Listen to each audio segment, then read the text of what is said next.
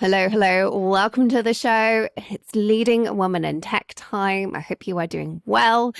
Today, I have a new guest for you who is a publicist. Well, I haven't got a publicist on the show. Well, stick with me here.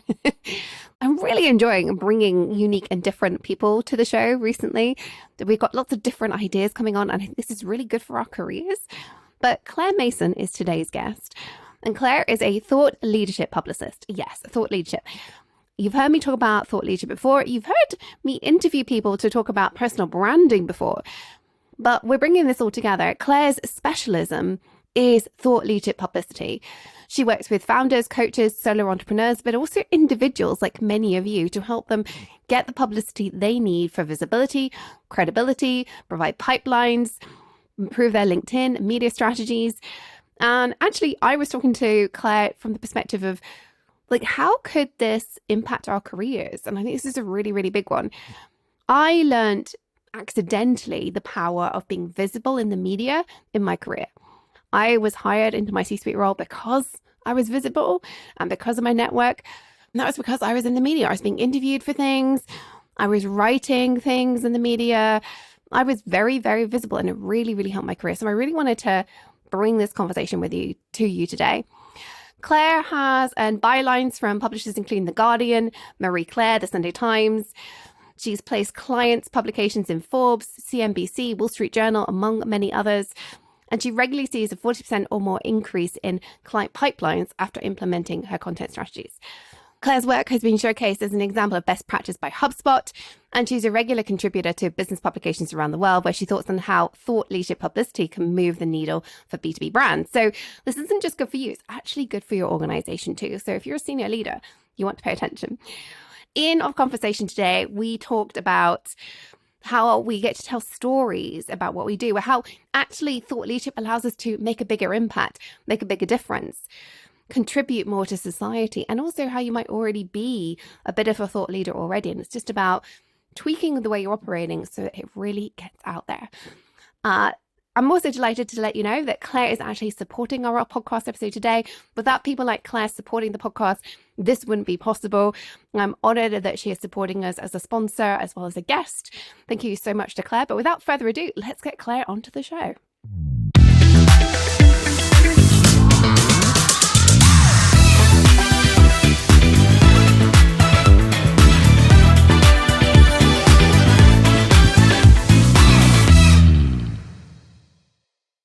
Welcome to the show, Claire. It's wonderful to have you on the show today. Thank you so much, Toni. I'm so happy to be here. Oh, I've been looking forward to this conversation. I feel like when we spoke a couple of weeks ago, setting this up, we really hit it off, and you were so passionate about helping people get their voice out there in a way that I hadn't really appreciated when I thought of what a publicist does. So share with us all a little bit about your work and why you believe so passionately in helping individuals in companies get their thought leadership message out there. Well, firstly, thank you for telling me that I'm passionate about it, because I eat, sleep and breathe thought leadership publicity. And sometimes I think I actually become a big old bore because it's the only topic I can speak about. But the reason why I'm so driven about it is because thought leadership publicity is actually a way of being of service to other people and also to reap benefits for yourself. So I think in the commercial world, there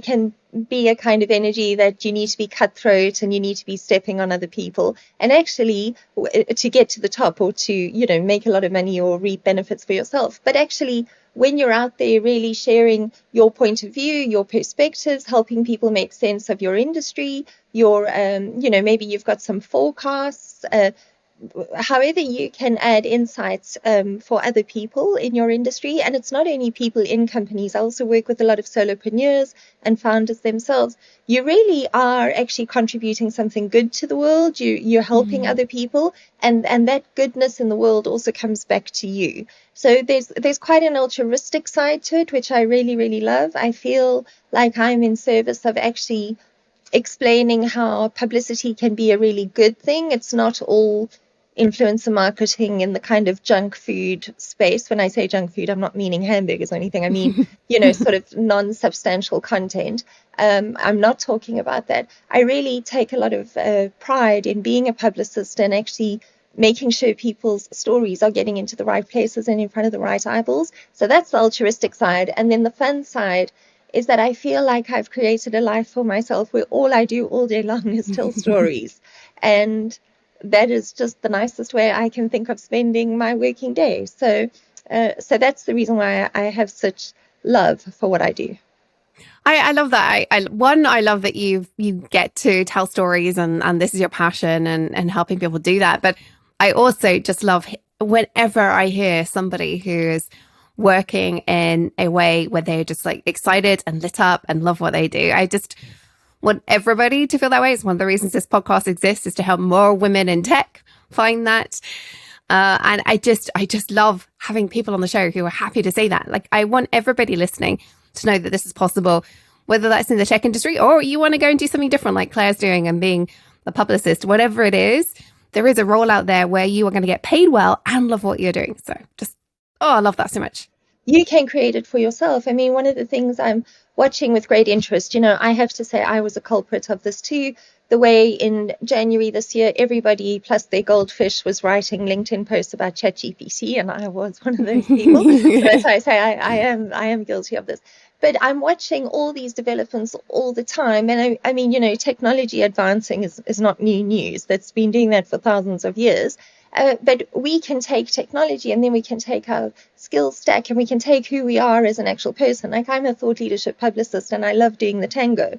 And I promise you, I share that information, and people, I don't think there's anyone who's sitting there saying, I need a publicist who also knows the steps to the tango. But as people start getting a sense of who I am, and this is what I stand for, and this is how I work, and this is the way I work with the media and the individual, and I cross the bridges, it really draws the people to me that would work best with me. And I'm very active in my business networking. So I go out there and, let people know about me. So I'm a real optimist about the opportunities we can actually create for ourselves. Mm-hmm. Absolutely. I love the fact that you share that you're passionate about tango as well, because I think this is part of what we need to be doing. We need to be humans. And I think for the longest time, we've struggled with, what does it mean to be authentic at work? We're told we need to, but what's oversharing?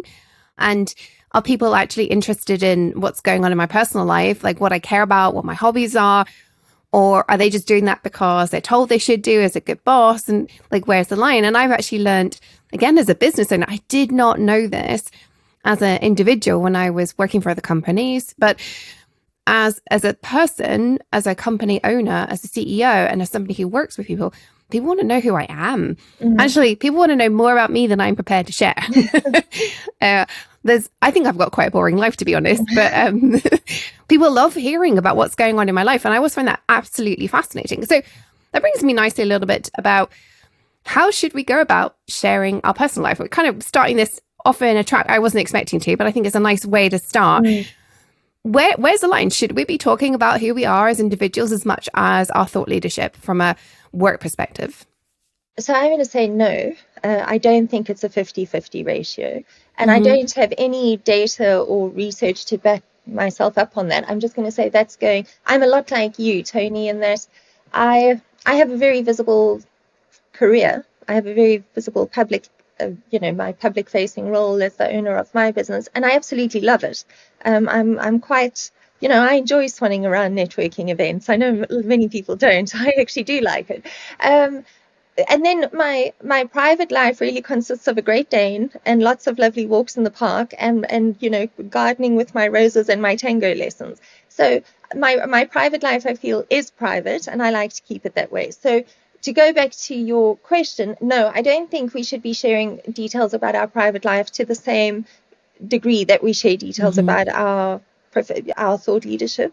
But where I do think the two converge is that, again, I'm not only a thought leadership publicist, I'm a human. So the stuff that I do share, I mean, I don't give a rundown account every Monday morning of what took place at the tango class on the Sunday evening, but I weave that into stories. So sometimes what it might be is I talk about how it took me, that I think this was a LinkedIn post maybe around about October, November last year, which did very well. But I was talking about how when you go to dance lessons, you can feel very frustrated because you really want to look like the teacher who's so elegant and graceful, and you don't. And, I made a segue into the fact that when you start working with the media, at first you might feel very intimidated and overwhelmed, but actually there is a step-by-step process that you can follow. So I don't think anyone's particularly interested in hearing about me doing the tango just because, but I've woven it into the way I talk about thought leadership publicity, and it's something I am happy enough to have in the public domain. But again, the reason why I'm attracting people or attracting leads to get into my pipeline and potentially become my clients is because the bulk of what I'm talking about is why visibility matters, how you can build your profile as a thought leader, the way you're helping other people as a thought leader. These are the first 3 steps to take, that kind of content. And I do a lot of stuff on LinkedIn, but I'm also taking that content and sharing it in networking groups or running webinars, speaking on panels. The opportunities are limitless from that front. So I hope that gives a little bit more idea. I don't think we need to, and I'm going to use a term here that's maybe not the most higher grade, but I don't think we need to pump our personal lives to get attention. I think what it is, it's about showing up as you said, authentic human. I think showing up as a human. Yeah, 100%. Well, that brings me nicely to personal brand. And I think many people don't understand personal brand. But one of the things I love when we spoke prior to recording was you talked about how thought, leadership, and building our personal brand are actually one and the same. If you are loving this conversation with Claire and the rest of the episodes on this podcast, please make sure you hit subscribe or like this episode in your favorite podcast player or over on YouTube. Every subscriber makes a difference. Everybody that follows our podcast makes a difference. It's how we can make sure we keep creating amazing free content like this for you each and every week. So make sure you go ahead, like, subscribe, follow, whatever it is in your favorite player or on YouTube. Thank you. And yet, many of us shy away from this personal brand.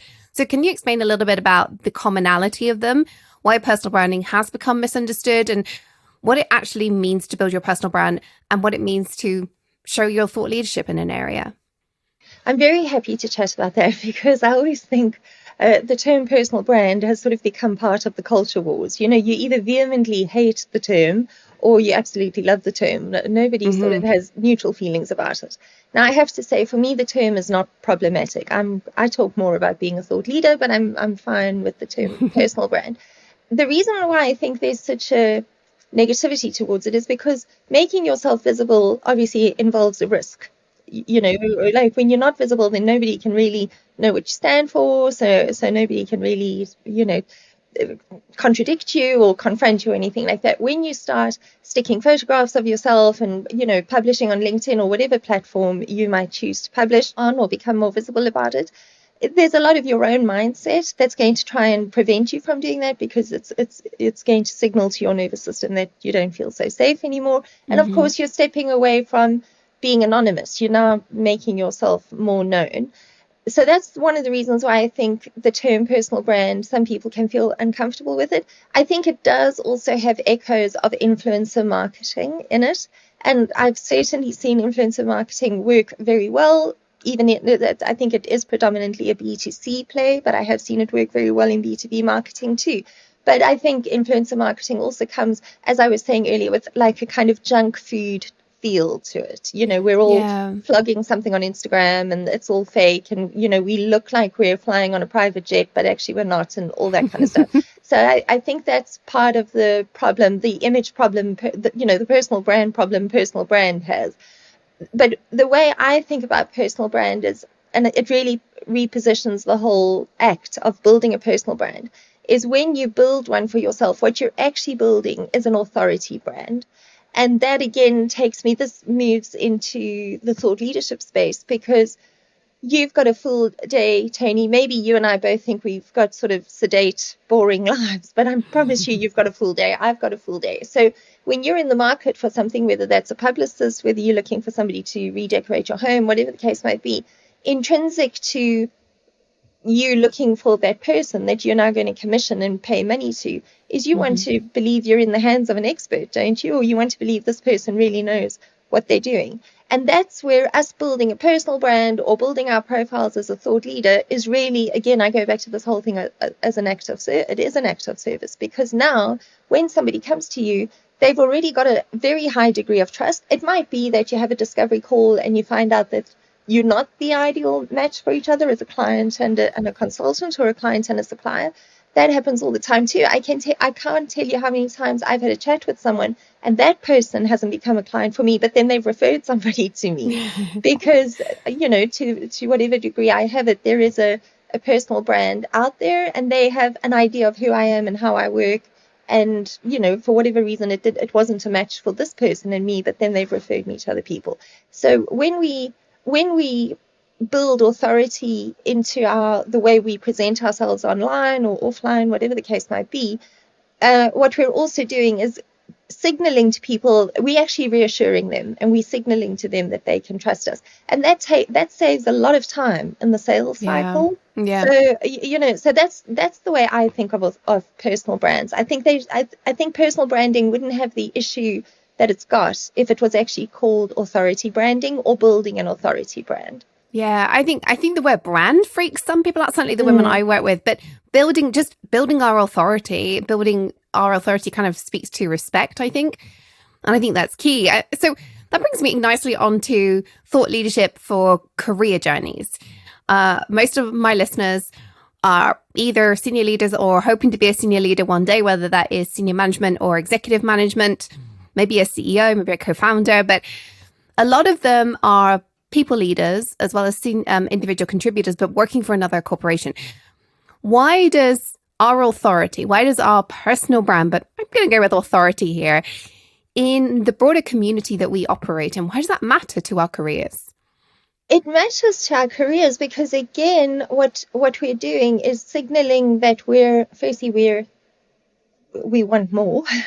We're capable of more. We're putting our heads above the horizon to say, I'm here and I want to give more, So I don't want to get too esoteric about it, but I really do believe when we start, and I see it time and time again with my clients, when you start, appearing more frequently on LinkedIn and you're really putting, high quality content out there. A lot of the work I do is working with podcasts and publications. So I'm getting clients publicity. What we're doing is really signaling to, if we do want to get esoteric about it, we're signaling to the universe, we're signaling to our networks, we're signaling to the people who might have a role that they're looking to recruit, and then all of a sudden they pick up an industry publication and you're one of the panelists that is fed into answering a question about where the accounting industry or the technology industry, the SaaS industry is going to be in 5 years. And suddenly, dots start connecting. So, and then you're getting, headhunted, and you also being asked to feed into big projects or policies. So suddenly you start having a bigger impact. I mean, often people come to me for publicity because it's all about lead generation, but there's so many other aspects that come with it. And once you have a personal brand that's out there, you also get to make a bigger impact in the world. And that's something that we need. Absolutely. I that really speaks to me, because certainly even before I started my current role as CEO of a company, selling coaching and training to women in tech, as an executive in companies, I mean, one of the reasons I wanted to become an executive was because I could have a bigger impact than I could earlier on in my career. I could make more decisions. I could lead the way better. I had more authority when I was in meetings, not just within my company, but when I was brought on stage as a speaker or a panelist, I had more authority. So I had more impact. And I think that's one of the things I know many of the women I work with, as we go higher up in our careers, we're like, oh my gosh, I can have more impact. This is what it feels like. That's a great reason to get promoted in its own right. And you're saying that the personal branding work, one, amplifies our impact, but two, amplifies our ability to get to that higher level to have that impact. And it's like a self-reinforcing cycle. Is that fair to say? Very much so. I always talk about thought leadership as get visible, get credible, and grow.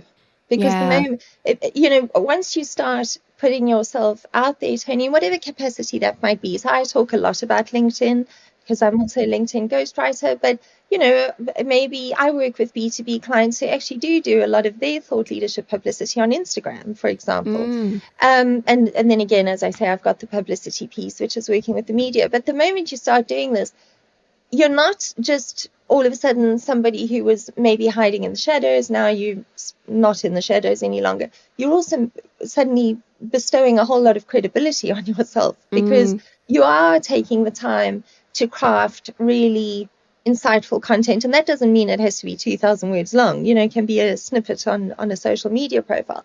But you're starting to contribute to the wider ecosystem that you're part of.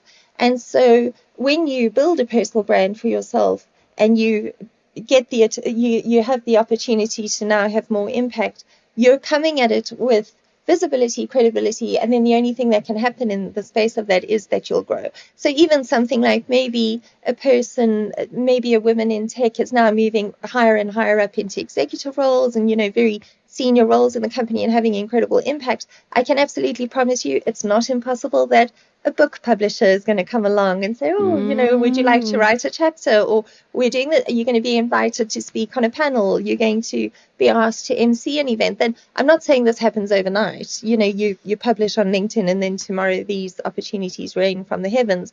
But I am saying that these things start to happen because you are seen as somebody who's got something to say and something very valuable to contribute. And you do. I mean, that's the first thing that I say to all my clients is the thing you don't know about yourself already is that you are a thought leader, but you can't have all of your thought leadership intelligence sitting in your prefrontal cortex. You actually have to get it into the public domain. And that's the only thing I do. That's the work I do. But every single person, and I've done this for a number of years now, I can say without a doubt, has incredible intellectual and emotional intelligence and can really share and make other people's lives much easier. So yes, I would 100% agree with you on that statement. I love that. I love the fact that it's about making other people's lives easier. That's beautiful. I just want to change tack a little bit and talk about why our companies may or may not want us to do this. So as I mentioned, many of my listeners are not CEOs themselves. They're working for somebody else. And I know many of the women I work with are hesitant to post. One, because should I be doing this? I don't know. I don't want to. And all the stuff we've already kind of been through. But then there's that second layer of objections around, well, my company doesn't want me to. Can you address that? What is the benefit to a business of their head of engineering or their head of marketing or, they're an architect, mid-management? What is the benefit to that company of those individuals being thought leaders? I will address that. The first thing I'm going to say, though, is nobody owns your personal brand except you. So you'd have to speak to a labor lawyer on, on the legal technicalities. And I certainly wouldn't advocate anyone to be, breaking codes of contract and stuff like that. But I don't feel any hesitation saying nobody owns your personal brand except you. And I would certainly say, Toni, it's an incredible insurance policy from a future-proofing point of view to actually invest in your personal brand. And I would urge anyone, a self-employed person as well as an employed person, to take it seriously. And then in terms of the question you've asked me, I'm thinking very much with my publicist hat on my head now, but the value I would see for a company and with the clients that I do work with, and again here I'm thinking very much from the LinkedIn and the publicity side, is let's say it is a middle manager. I mean, I was at an event here in Dublin about 3 weeks ago at Salesforce. And it was about an hour and a half, and they were talking about the future of work and stuff like that. But there were two panels, and then there were sort of like two maybe 10-minute keynotes. And what Salesforce had done was invite people who are obviously part of their clients to be on the panels and speak to be the keynote speakers. And that was such a tremendous opportunity, firstly for the individual, but also for the companies that they came from, which were obviously, technology companies, because there's branding. They're on all of the social media, content that's going out. They were on the pull-up banners and all the rest. But then it's also a case for these individuals to speak about whatever area of expertise they were speaking about and liken it back to what's happening in their companies. So when it comes to things like, I don't like this term, but when we talk about the war on talent, or the war for talent, not on talent, for talent, I mean, that's one of the easiest ways companies can actually benefit, is if their employees who are already working with them have personal brands and are speaking about, the opportunities, the innovation, whatever the case might be. So, yeah, I think companies can be a bit short-sighted if they wholesale prevented individuals from building personal brands. I think obviously it's up to the individual to be cognizant of how, while they're in full-time employment with a company, how they need to navigate this and go about it. But I wouldn't want to see anyone totally neglect building a personal brand, because it is a future-proof policy. I mean, I've also seen, most of the companies I've worked with, both as a coach and working with the individuals who are working for a company, but then also my own career, the company benefits so much from the visibility of their staff, especially leadership staff, as anybody in management positions. But even earlier on in our careers, I think that provided you are good, you're eloquent, you speak clearly, you're not trashing the company, you're saying, hey, this company has great employees who knows their staff. It actually, I think, builds trust in a company if the company's employees are visible, because it says we trust our employees to have a voice. We trust our employees' opinions. And if those opinions are good opinions, they're valid and they're respected, it actually builds trust in the products that the company is producing, because, you've got people working for you that we believe are authentic and, intelligent and thought leaders, and therefore we trust the business as much as we trust the individuals. Would you say that's a fair assessment of what might be going on in the psychology behind people looking at the individuals representing a company? Because, I'm on this because I work for so-and-so, and so my logo's on in the background because, I have to, that's one of the requirements for a lot of people. The logo has to be in the background. Would you say that's a fair assessment of like what actually goes on in these situations? Yes, I think that is fair. And I think, again, my bet is that this whole idea of building a personal brand, or becoming a thought leader, I think people are going to understand it more and more for the opportunity it presents, and I think that will filter, whether we say up, whether we say outwards. I think that will filter to companies who understand. I mean, if you've got an employee of yours who's building a personal brand, you're kind of getting free publicity, aren't you? Or, you're being the broader company, and the logo is being established as a thought leader. And we know that I think the tremors were certainly predated the pandemic in terms of how the world of work was changing, but we know that brought immense change, and we know that the transformation continues. So one of the things that I'm very encouraged about is seeing how people, I think we still having very difficult conversations around it, which I think rightly so, but how companies and individuals are going to find them. So I suppose it's kind of like a big battle of capitalism. How is the worker as well as the company going to work well together and both get out of the transaction what they need to get out of it? Yeah, absolutely. Well, okay, so there's a couple more questions I really want to ask you, and although we're kind of at time, I've got questions I really want to ask, so let's go for this. The first one is, what top tips do you have for getting started for somebody on their thought leadership journey who's not really done anything before? Okay, so I've got 3. Firstly, pick a social media platform. I'm very predisposed to LinkedIn, and I would say it would be a good one for your audience, but definitely, because you have a lot of control over what you're publishing. And if at some point you do make a leap into publicity, where you're talking on podcasts and you're being interviewed by the media and all the rest, you would have learned a lot around what messaging lands and what it does and what messaging doesn't land on social media. So start in a way that you feel very safe, but definitely pick a social media platform and then start being consistent on it. Secondly, high-res headshots, Toni. It's a very practical and pragmatic thing to do. You don't need hundreds of them, but 2 or 3 really, invest in a photographer and have some really nice headshots taken. Those are super helpful. And then the third thing is you could work with somebody like me, or you could also do it for yourself. Start testing some messaging. You need to have 3 main messages. I mean, really what I do for my marketing is, or my thought leadership publicity is, I say the same thing. I say the same three things in 1,000 different ways. So one of those things, for example, is, be visible. But I've got many different ways of saying that. So nobody needs to feel intimidated of, I've got a full-time job and now I need another 24 hours in the day to figure out my messaging strategy. Don't feel that it's such an onerous task. Instead, start, what are the three things you really stand for in your industry, and maybe jot them down, take yourself out for a coffee, just give yourself some ideas, and then find hundreds of different ways of saying that. So it's your messaging strategy. Find a social media platform you're comfortable on, and high-res photographs. Love that. I love that. Well, that's just my final question before we move on to the quickfire round is about LinkedIn, because you're right. My audience, they should be on LinkedIn. I think many of them are, not all of them, but they should all be on LinkedIn. If they're women in tech leadership, they should be. Many of them are reluctant posters. They don't want to post. They're lurkers on LinkedIn. Actually, the majority of LinkedIn is a set of lurkers. Yes. So posting is really good, as you and I both know. So if they're a reluctant poster, how should they get started? What do they need to do to just get over that emotional, gosh, I can't possibly post something? So here's where I'm going to be a little bit tough, but we know that action is the antidote to fear.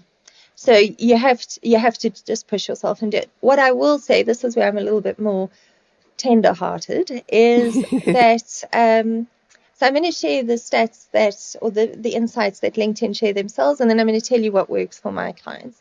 So round about, I think it's maybe late October, November every year, LinkedIn themselves publish a big report on how many people are on their platform, how many people are publishing, and all the rest. And you are right, LinkedIn is a platform of a lot of people watching your content, but very few publishing. I think the latest numbers from late 2022 is that there are 875 million people on LinkedIn from just about every country on the planet. And I think it's something like only 3% of that 875 million publish once a week. Wow. And then LinkedIn themselves actually said the ideal cadence is 5 times a week. So if you've gone from nothing to 5 times a week, then of course that does feel overwhelming, and it can maybe stop you in your tracks before you start.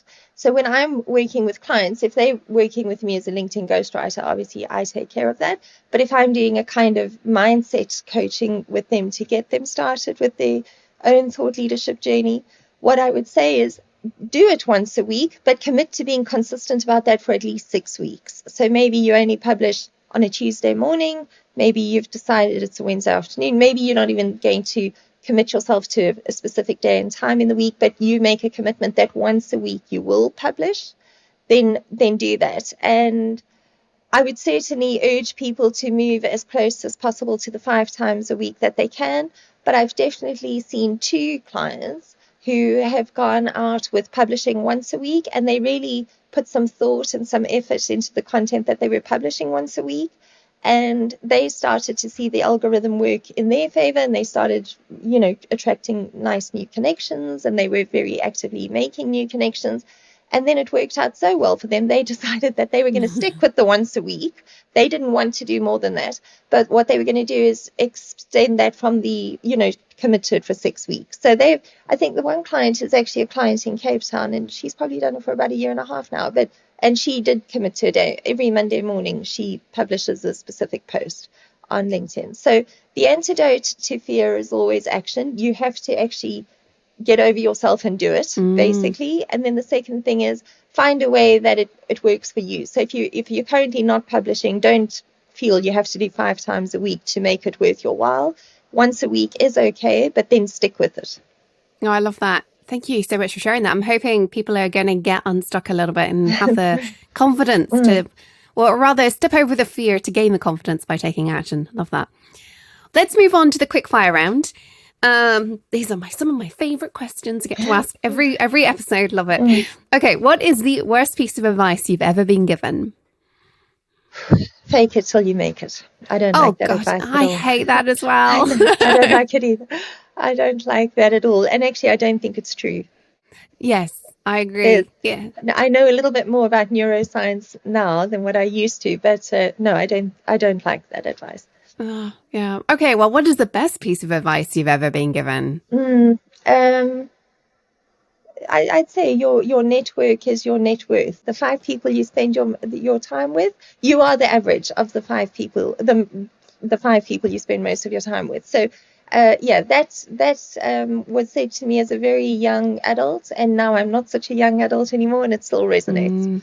It's such a good and important point, that one. I surround yourself by the people you want to be, because it has such a huge impact. This is something I see in my programs because I create communities of women, and they're fairly carefully curated. And the amount those women grow in such a short amount of time, simply because they're surrounded by women who are doing amazing things, and they start all behaving that way. And it's such a powerful thing to do that. I love that so much. Thank you. What is the last book you read, and would you recommend it? Yeah, the last book I'm reading, I know. I read a book called The Buddha in Me, The Buddha in You, and yes, I would recommend it. And it's talking about, and obviously it is talking about Buddhism, but it's what it meant for me is another way of being in the world, basically. So as I move into my mid-40s, inner peace is what I want. So yes, I'd recommend it very much so. I will make sure some details on that are in the show notes for listeners. I think all of us could do a bit more inner peace at some point in our lives. Yeah. Mindset. At the end of every episode, I love to have a mindset tip to help people with the topic of the podcast. So what is your favorite mindset tip, especially around publicity, personal branding, getting out of our comfort zone on this? What would be your favorite mindset tip? So I have that ready to say straight away. I'll just put a caveat in there that I've got to live up to these words myself. So by no means am I an expert in it. But something that's really, it's probably only, it's a tip that I only heard maybe in the last 2 years of my life. But don't believe everything your mind tells you.